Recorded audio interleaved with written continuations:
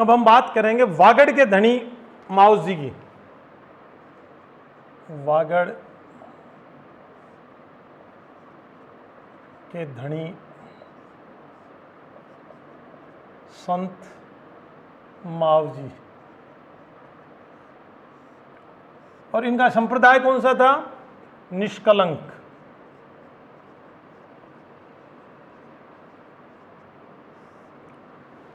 निष्कलंक संप्रदाय से हमारा आशय है जो सगुण और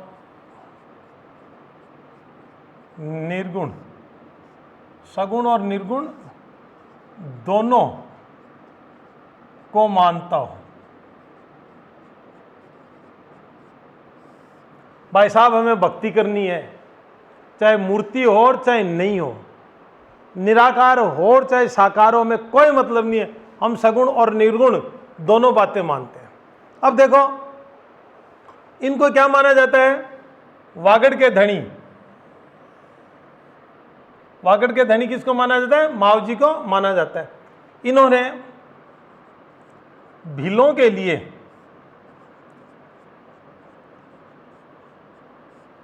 एक आंदोलन चलाया था।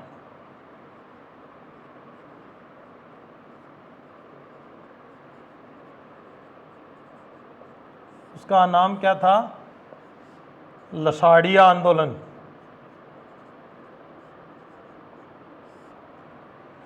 है ना? बिलों के लिए एक आंदोलन चलाया था वागड़ क्षेत्र में, उसका नाम क्या था? लसाड़िया आंदोलन। अब देखो, इनका जन्म होता है, एक गांव है डूंगरपुर में, सांवला।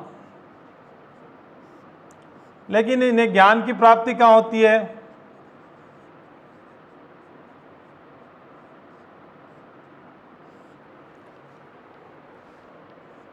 सोम, जाखम एवं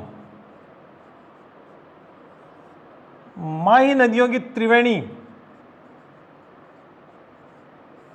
और वहाँ एक धाम है जिसको बोलते हैं बेणेश्वर धाम।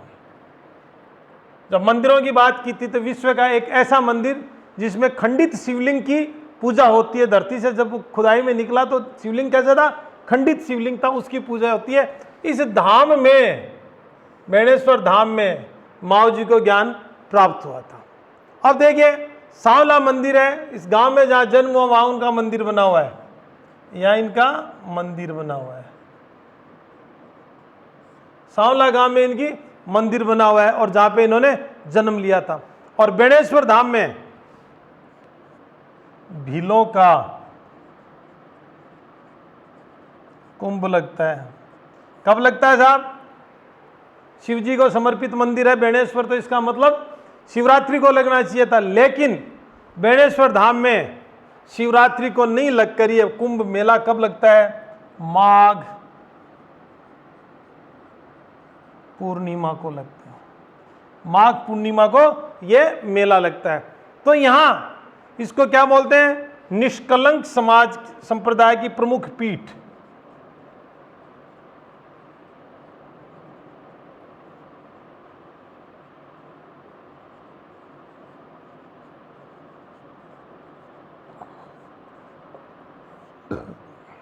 निष्कलंक संप्रदाय की प्रमुख पीठ कहाँ है? बेणेश्वर धाम को मानते हैं। और माओ जी के द्वारा जो उपदेश दिए गए थे उनका संकलन जिसमें किया गया, उसका क्या नाम है? उस पुस्तक का क्या नाम है?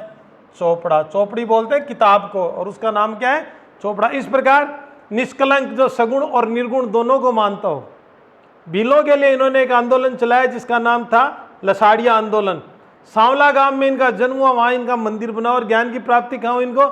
बेणेश्वर धाम जो डूंगरपुर में है, सोम, माई और जाखम नदियों के संगम पर, जहाँ खंडित शिवलिंग की पूजा होती है। खंडित शिवलिंग की पूजा होती है जहाँ पे, और ये निष्कलंक संप्रदाय की प्रमुख पीठ है। तो प्रश्न पूछा जा सकता है, निष्कलंक संप्रदाय की प्रमुख पीठ कहाँ है? बेणेश्वर। निष्कलंक संप्रदाय के माओ जी के जो उपदेश हैं वो किस में लिखे गए? चौपड़ा में। सगुण और निर्गुण दोनों को समान रूप से मानते हैं वो संप्रदाय कौन सा है? निष्कलंक संप्रदाय। भीलों के लिए बागड़ के धनी माओजी द्वारा चलाया गया आंदोलन कौन सा है? लसाड़िया आंदोलन। और भीलों का कुंभ जो बेणेश्वर धाम में होता है किस दिन होता है? शिवरात्रि को नहीं, माघ पूर्णिमा के दिन भरा जाता है। अब हम बात करते हैं इसके आगे। इसी निष्कलंक समाज में दो नाम आते हैं, लालदास जी और चरणदास जी। लालदास जी और चरणदास जी। तो लालदासी और चरणदासी संप्रदाय की हम बात करते हैं। छोटी छोटी उनमें सूचनाएं हैं, वो हम लिख दें। पहला है लाल दासी संप्रदाय। लालदास जी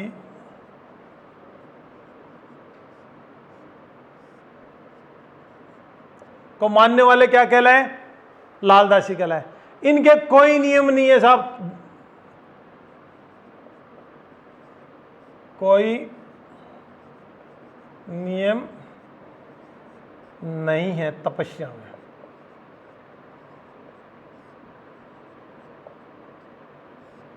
इनके तपस्या में कोई नियम नहीं है। अब देखिए लालदास जी का जन्म कहाँ होता है? एक जगह है जिसका नाम है धौली दूब, और ये धौली दूब कहाँ है? अलवर में।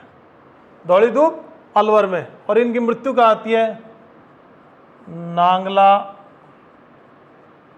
जहाज। मृत्यु और समाधि ये दोनों का है भरतपुर। अब देखिए निर्गुण संप्रदाय के होने के कारण अब इन लालदास जी को, लाल दास जी ये मेव मुसलमान है। कौन है? मेव मुस्लिम है। तो इनके गुरु कौन है? गद्दन चिश्ती। इन्होंने किनसे दीक्षा प्राप्त की है? गद्दन चिश्ती से। और ये मेव जाति के मुसलमान है। अब यहां देखिए इस संप्रदाय के जो साधु हैं वो भीख नहीं लाते। क्या नहीं लाते? भीख नहीं लाते, स्वयं श्रम करते हैं, खुद कमाते हैं साहब। एक दूसरी चीज, इनके साधुओं को गधे पे बिठाया जाता है।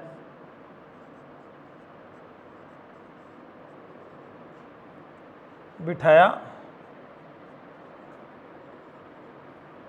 3 काला मुंह किया जाता है।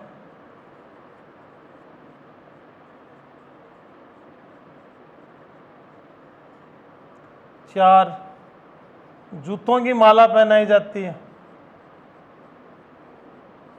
और इन सब को जो पार गया उसको शरबत पिलाया जाता है।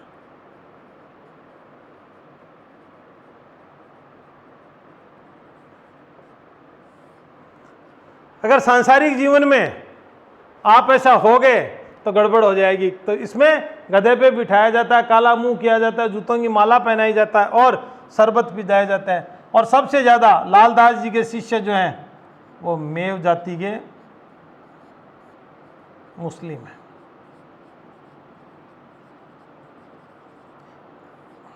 मेव जाति के मुस्लिम हैं। और मेव जाति के मुस्लिम होने के कारण इन्हें इस संप्रदाय में बहुत बड़ी मान्यता प्राप्त है। तो यहाँ एक सबसे बड़ी चीज हम कह सकते हैं, लालदास जी संप्रदाय में लालदास जी कोई नियम नहीं है तपस्या में।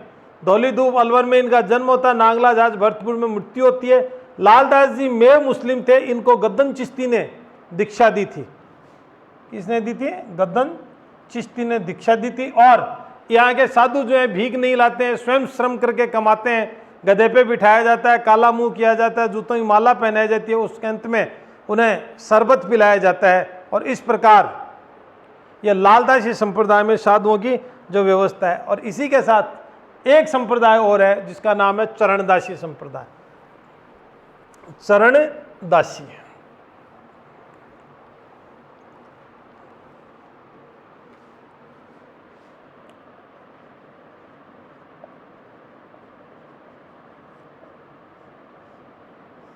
ये सगुण मिश्रित, ये क्या है? सगुण मिश्रित है। और डेहरा नामक स्थान पर चरणदास जी का जन्म होता है, अलवर में। डेहरा नामक अलवर में जगह है। और इनकी मृत्यु कहाँ होती है? दिल्ली में। जब इनकी समाधि दिल्ली में होती है तो यहाँ इस पंथ का सबसे बड़ी बात यह है कि पीताम्बर है, सब पीले वस्त्र पहनने वाले इस संप्रदाय के लोग हैं। दूसरी चीज, इनकी दो शिष्या हैं, एक का नाम है सहजोबाई,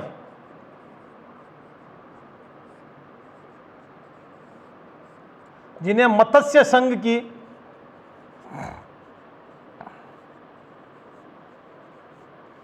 मीरा कहते हैं, जिन्हें मत्स्य संघ की मीरा कहते हैं। और राजस्थान की प्रथम साध्वी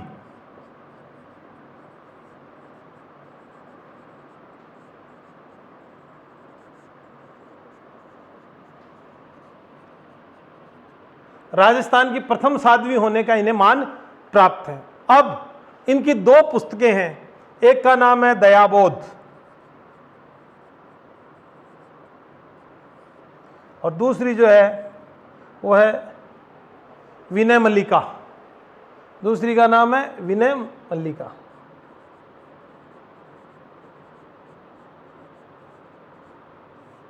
इसी प्रकार इनकी एक शिष्या और है जिनका नाम है दयाबाई। पहली का नाम सहजोबाई, दूसरी का नाम दयाबाई। और दयाबाई ने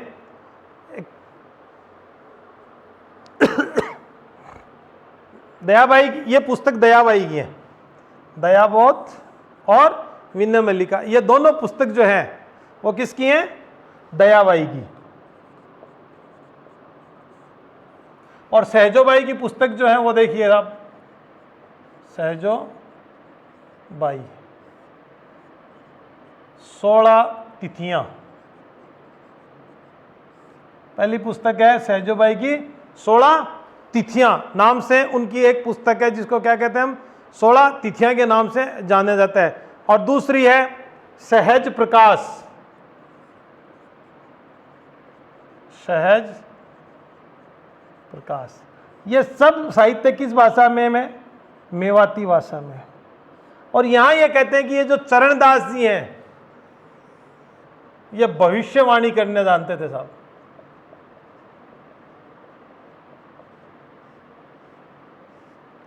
ये क्या करना जानते थे?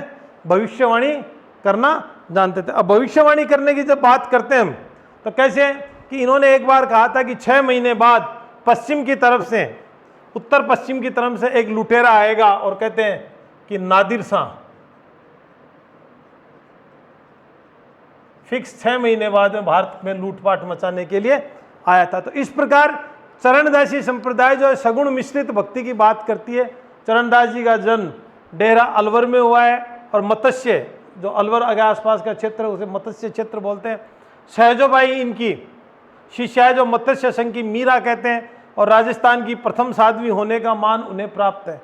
दूसरी इनकी शिष्या दयाबाई जिन्होंने दयाबोध और विनय मल्लिका लिखा है। और सहजोबाई ने जो 2 ग्रंथ लिखे थे उनमें 16 तिथियां और सहज प्रकाश प्रमुख है। और इनको किसको? चरणदास जी को भविष्यवाणी का गुरु कहा गया है। और इन्होंने भविष्यवाणी की थी कि 6 महीने बाद हिंदुस्तान पर कोई लुटेरा आएगा और वो हिंदुस्तान में लूटपाट मचाएगा, वो था नादिर शाह। इसके बाद एक अंतिम हम संत की बात करेंगे और संप्रदाय की बात करेंगे, वो है दादू पंथ। दादू पंथ के बारे में हम बात, आइए बात करते हैं हम दादू दयाल की।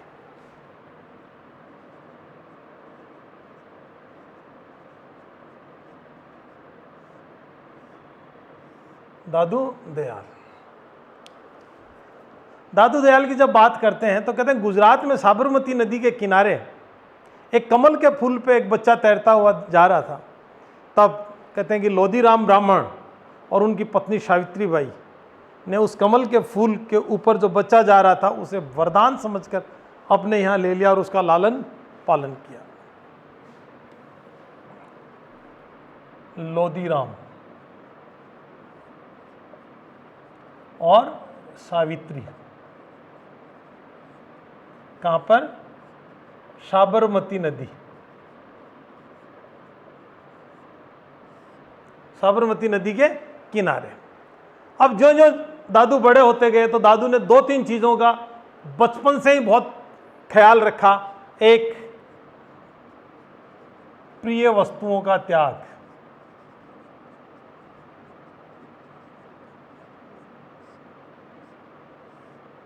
ब्राह्मण कुल में पैदा होने के बाद भी यह सांप्रदायिक सौहार्द, ऊंच नीच सांप्रदायिक नहीं, आडंबर नहीं, अहंकार नहीं, जितनी भी सृष्टि की जो गलत धारणाएं हैं वो नहीं। और ऐसा उस समय जब संत संप्रदाय आने लगा तो दादू जी के क्या हुआ, 152 सदस्य बन गए। और 152 सदस्यों की संख्या ज़्यादा होने के कारण इन्होंने फिर 52 सदस्य मुख्य रख लिए। और ये जो 52 सदस्य हैं उनके प्रतीक रूप में इन्होंने क्या बनाए, स्तंभ बनवाए। और इन स्तंभों को क्या कहते हैं, दादू द्वारे कहते हैं। इनको क्या कहते हैं, दादू द्वारे कहते हैं। और दादू जी के यहाँ अभिवादन का जो शब्द है वो क्या है, अभिवादन सत्यराम, दादूराम सत्यराम, मतलब सत्य वचन ही वो दादू की बात कहते हैं। अब यहाँ पे जहाँ पे सत्संग का स्थान होता है, ये क्या हो गए, मंदिर क्या हो गए, दादू द्वारे। और सत्संग स्थान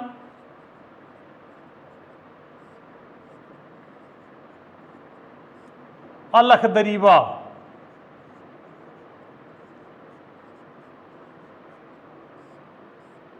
जहां पर सत्संग होता है, दादू जो उपदेश देते हैं उस जगह के क्या बोलते हैं, अलख दरीबा। अब यहां आता है प्रथम संत। अब इनकी सब स्मृतियों से प्रसन्न होकर राजस्थान का प्रथम संत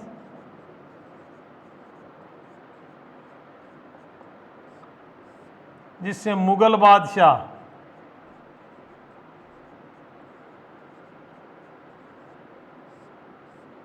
चालीस दिन तक रोज मिला तक, वो कौन है, दादू दयाल। वो कौन है, जिनसे दादू दयाल। और जब अकबर से रोज 40 दिन तक अकबर और दादू दयाल की मुलाकात हुई तो भेंट स्वरूप दादू को अकबर ने कहा कि बोलो आपको महाराज मैं क्या दूं। तब दादू दयाल ने कहा कि आपके राज्य में गौ हत्या बंद हो। तब 1585 में अकबर ने गौ हत्या बंद कर दी साहब। तो दादू दयाल के अथक प्रयासों से जब अकबर के साथ मुलाकात हुई तब उनको यही कहा गया कि गौ हत्या बंद कर दी जाए और 1585 में फरमान जारी करके गौ हत्या को बंद कर दिया। अब देखिए दादू दयाल को क्या कहते हैं, राजस्थान का कबीर।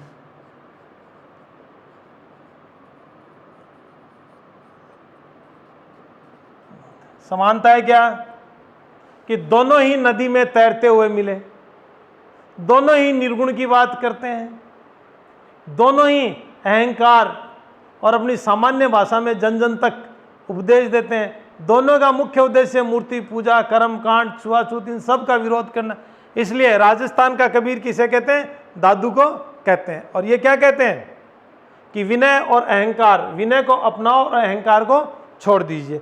तो दादू दयाल प्रिय वस्तुओं का त्याग करो, सांप्रदायिक नहीं, आडंबर नहीं, अहंकार नहीं, गौ हत्या बंद हो। किससे कहा, अकबर से कहा। और 1585 में अकबर ने गौ हत्या बंद करने का फरमान जारी कर दिया और दादू दयाल फतेहपुर सीकरी में 40 दिन तक वहां पर रुके। तो राजस्थान का प्रथम संत जो मुगल बादशाह के यहाँ 40 दिन तक रुका है और उनसे मिला है। दादू दयाल का पूजा स्थल दादू द्वारे है और जहाँ स्थान सत्संग होता है उसको क्या बोलते हैं, अलख दरीबा बोलते हैं। अब अलख दरीबा के बाद हम चलते हैं कि दादू जी के जो शिष्य हैं उनकी बात करते हैं। शिष्य पहला है रज्जब जी। रज्जब तूने किया क्या गजब, तुकबंदी, रज्जब तूने किया क्या गजब। तो रज्जब जी सांगानेर के पठान थे साहब।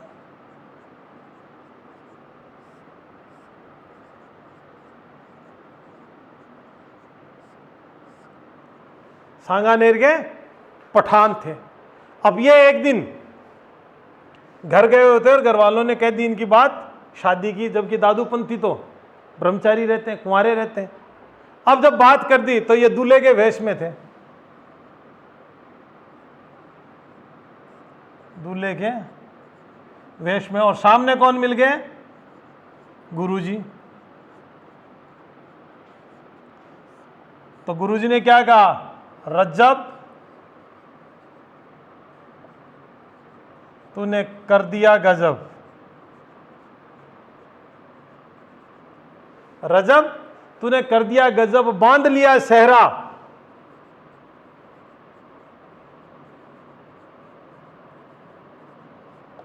बांध लिया शहरा,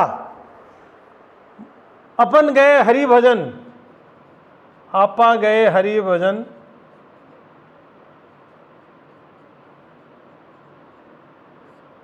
पा गए हरि भजन, कर लिया ठोर।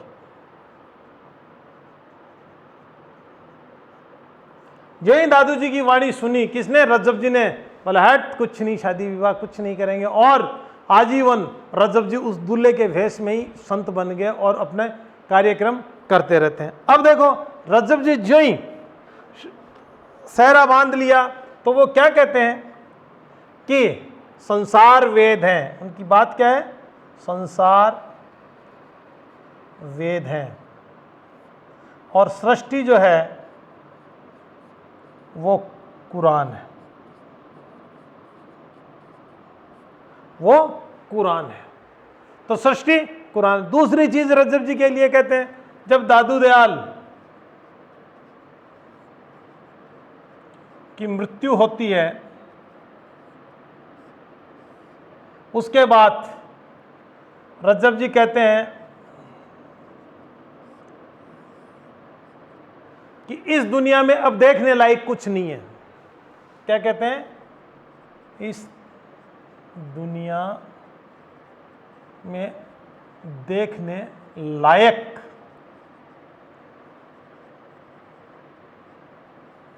कुछ नहीं है। आंखों पे पट्टी बांध देते हैं।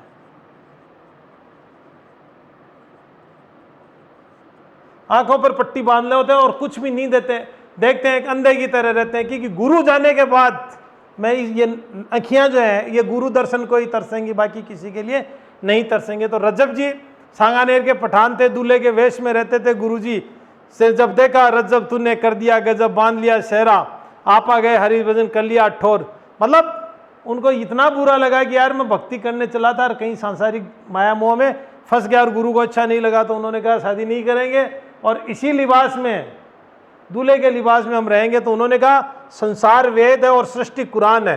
तो दोनों हिंदू और मुस्लिम दोनों संस्कृतियों का उन्होंने समन्वय किया। और रज्जब जी ने यह कहा कि गुरु की मृत्यु के बाद संसार में देखने लायक कुछ भी नहीं है, गुरु की मृत्यु के बाद संसार में देखने लायक कुछ भी नहीं है। इसलिए उन्होंने अपनी आंखों पर पट्टी बांध ली। अब देखो दूसरे उनके शिष्य थे वाजिद।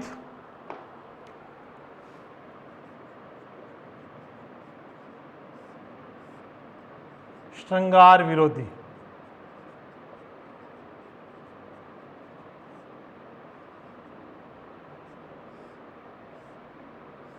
ये शरीर नाशवान है, शरीर उसका है ऊपर वाले का, तो इसके साथ छेड़छाड़ क्यों करें। और फिर है सुंदरदास जी,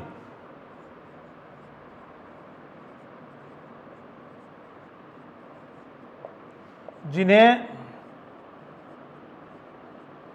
दूसरा शंकराचार्य कहा जाता है। सुंदरदास जी को दूसरा शंकराचार्य कहा जाता है, सुंदरदास जी को दूसरा शंकराचार्य। अब इस पंथ को आगे चलाने के लिए दादू जी के पुत्र गरीबदास और एक नाम है मिस्किन दास,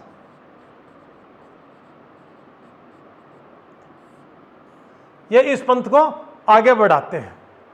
और इनका कार्य क्या है? साखी बौद्ध अध्यात्म। गरीबदास जी क्या करते हैं? साखी से बौद्ध कराकर अध्यात्म की ओर ले जाते हैं।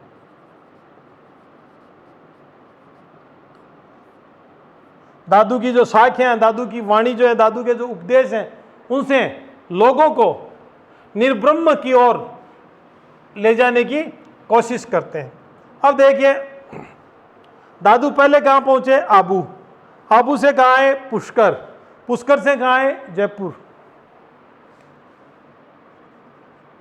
आबू, आबू से पुष्कर, पुष्कर से कहां है? जयपुर। और जयपुर के पास में एक गांव है जिसको बोलते हैं कुड़ाला गांव, कुड़ाला ग्राम। वहां के इन्होंने तपस्या की और खेजड़ी के वृक्ष के नीचे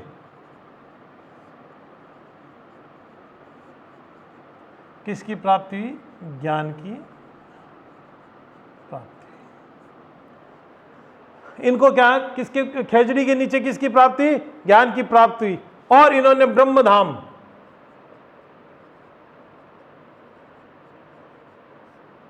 कहां बनाया? नैरेना, जयपुर बनाया। अपना स्थान कहां बनाया? नैरेना, जयपुर बनाया, जहां पर इनकी चरण पूजे जाते हैं, चरण पूजे जाते हैं। और इनके उपदेश ढूंढाड़ी भाषा में, जो जयपुर के आसपास की भाषा थी, उस ढूंढाड़ी भाषा में दिए गए थे। अब 1574 में, कब? 1574 में सांबर में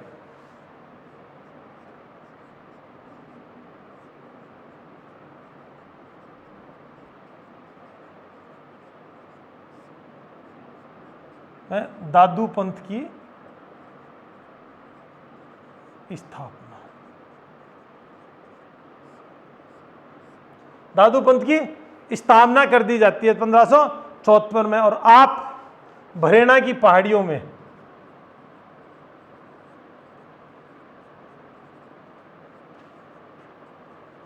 पहाड़ियों में शरीर शांत हो जाता है।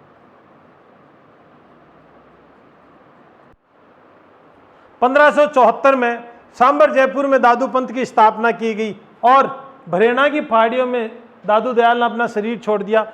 और शरीर शांत हो जाने के बाद शरीर को खुले आसमान के नीचे छोड़ दिया गया कि कोई भी जीव जंतु पशु पक्षी मेरे शरीर के गोश्त से अपनी जठराग्नि बुझा ले तो ये शरीर नश्वर है, अजर है, अमर है, मरने के बाद में स्थूल और मिट्टी मात्र है, इसका कोई भी उपयोग नहीं है। इस प्रकार दादू दयाल ने यहाँ पे इसकी स्थापना कर दी। अब देखिए, इसके इनकी जो है 5 प्रमुख स्थान है जिनको पंचतीर्थ के नाम से जानते हैं। पहला कल्याणपुरा, नरेना, सांभर, बरहाड़ और आमेर।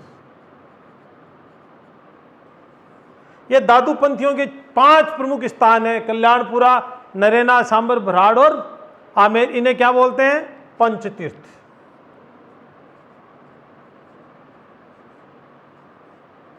इन्हें सब पंचतीर्थ के नाम से जाना जाता है। अब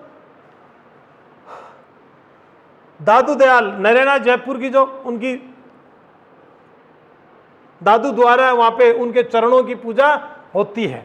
अब देखिए आगे, दादू दयाल द्वारा जो लिखी गई पुस्तकें हैं उनका वर्णन हम करते हैं। अलख स्तुति प्रकाश, अलख स्तुति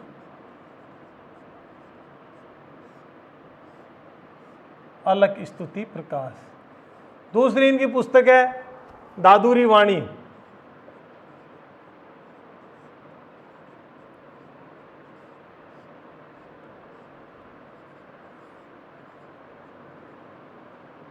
दादुरा दूहा।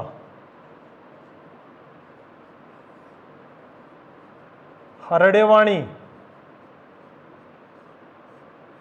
तो कौन सी है? हरडेवाणी। और पांचवी है अंगबधु।